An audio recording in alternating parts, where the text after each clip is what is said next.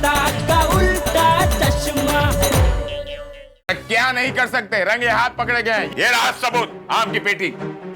ये आम की पेटी है? हाँ, ये आम की पेटी है।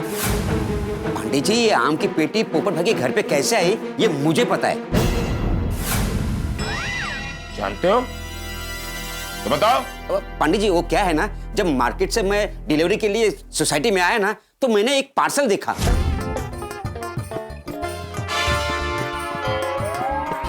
ये पार्सल यहाँ किसका पड़ा है?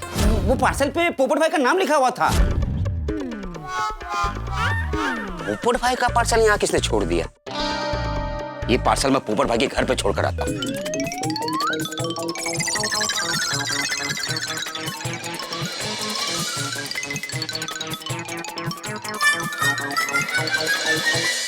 पोपट भाई! कमाल है, दरवाजा खुला फिर भी आवाज नहीं दे रहे। शायद ना आ रहे होंगे। ओके, पोपट भाई, आपका पार्सल लेकर आया हूं।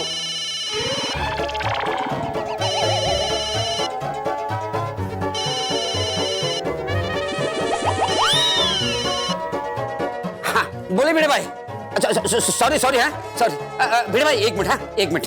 पोपट भाई, वो आपका पार्सल ये सोफा के पीछे रख दिया है, ठीक है, ले लेना। हाँ, अब भिड़े भाई, मैं अभी भी चेक डिपॉजिट कर देता हूँ भिड़े भाई। हाँ, अभी जल्दी से जल्दी। हाँ, ओके। क्या? ओ तेरी, तुमने ये पेटी मेरे घर पर रखी थी? हाँ। अच्छा, तो ये आम की पेटी तुमने यहाँ रखी थी? जी। लेकिन एक बात समझ में नहीं आई, इतना डीप इन्वेस्टिगेशन करने के बावजूद भी पोपट लाल के घर का दरवाजा खुला कैसे था? Very important clue of this case. ध्यान से सुनना सब लोग। अब्दुल घर में आता है, आम की पेटी रखता है और प्यार से पोपट भाई कह के पुकारता है। वो इन्फॉर्म करना चाहता है कि आम की पेटी रख दी है, पर पोपट भाई उसकी आवाज सुन नहीं पाते। हम जानना चाहते हैं वो अब्दुल की आवाज क्यों नहीं सुन पाते। अरे हाँ, अभी याद आया। अरे मैंने इसकी आवाज इसलिए नहीं सुनी क्योंकि उस वक्त मैं घर पर ही नहीं था। मैं पंछियों को दाना डालने के लिए ऊपर गया, तब घाय घाय में घर का दरवाजा खुला रह गया था।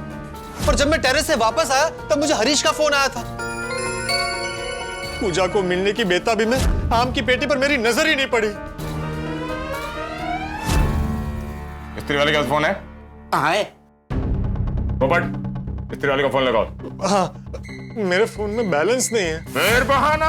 नहीं, बहाना नहीं कर रहा हूँ, सच में बैलेंस नहीं है। आप सोडी से पूछ लीजिए। सच में, एक मिनट मैं लगाता हूँ। हाँ? Full balance. फोन स्पीकर पे रखना पर। जी।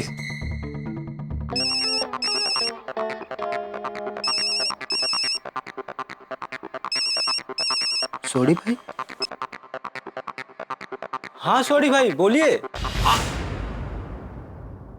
हम इंस्पेक्टर चालू पांडे बात कर रहे हैं। हाँ, बोलिए बोलिए। एक बात बताओ, तुमने पोपट लाल से झूठ क्यों बोला? मैंने क्या झूठ बोला साहब? यही कि सोसाइटी में बाहर का कोई भी आदमी अंदर नहीं आया, लेकिन अब्दुल तो अंदर आया था, तो तुमने झूठ क्यों बोला? साहब मैं धंधे की कसम खा के कहता हूँ, मैंने बिल्कुल झूठ नहीं बोला। अब्दुल भाई सोसाइटी में आए थे वो तो मुझे मालूम है, लेकिन अब्दुल भाई बाहर के थोड़ी ना है, वो तो सोसाइटी के अपने हैं। और पोपटलाल जी ने तो पूछा था कि बाहर का कोई आदमी सोसाइटी में आया था कि नहीं, तो बाहर से तो कोई नहीं आया। हाँ पांडे जी, अगर गोकुलम सोसाइटी एक परिवार है तो अब्दुल उस परिवार का हिस्सा है, हमारे भाई जैसा। थैंक यू सोडी भाई। अरे thank you Abdul, thank you. तू वक्त पर आ गया, वरना ये झमेला क्लियर ही नहीं होता। पोपट भाई, इसमें थैंक यू क्या? अच्छा साहब, तो अब मैं फोन रखूं?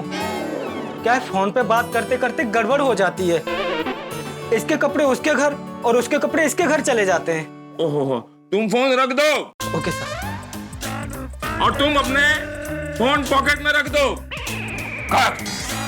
तुम लोगों का ये भाईचारा, प्यार, मोहब्बत, परिवारवाद, एकता, तुम लोगों के इन्हीं गुणों की वजह से मेरा केस कॉम्प्लिकेटेड हो गया है। लेकिन आपकी एक बात की तारीफ तो करनी पड़ेगी पांडे जी। भाई केस तो आप ही की वजह से सॉल्व हुआ है। अच्छा, नहीं, आप अगर आते नहीं, इसको पैसे देने की बात करते नहीं, हम ऊपर आते नहीं, पेटी मिलती नहीं, तो केस सॉल्व होता ही नहीं ना। भाई आप मानो या ना मानो, केस तो आप ही की वजह से सॉल्व हुआ है पांडे जी। हाँ ये बात भी सही है। सर अभी अपना ये पार्सल ले लीजिए और मुझे मेरा पार्सल दे दीजिए प्लीज। हाँ हाँ हाँ बेटा, ला भाई ला। ये लीजिए sir. Thank you. Sorry sir, मैंने आपको गलत समझा, मेरी वजह से बहुत प्रॉब्लम हुआ आपको। अरे नहीं नहीं भाई, उल्टा मैं सॉरी बोल रहा हूँ तुम्हें। मैंने तुम जैसे ईमानदार डिलीवरी बॉय पर शक किया। ओ यारा, मैंने तुझ पे गुस्सा किया, तुझे बुरा लगा, उसके लिए दिल से सॉरी। It's okay sir. मेरी तरफ से भी सॉरी, मेरे से गलती हो गई।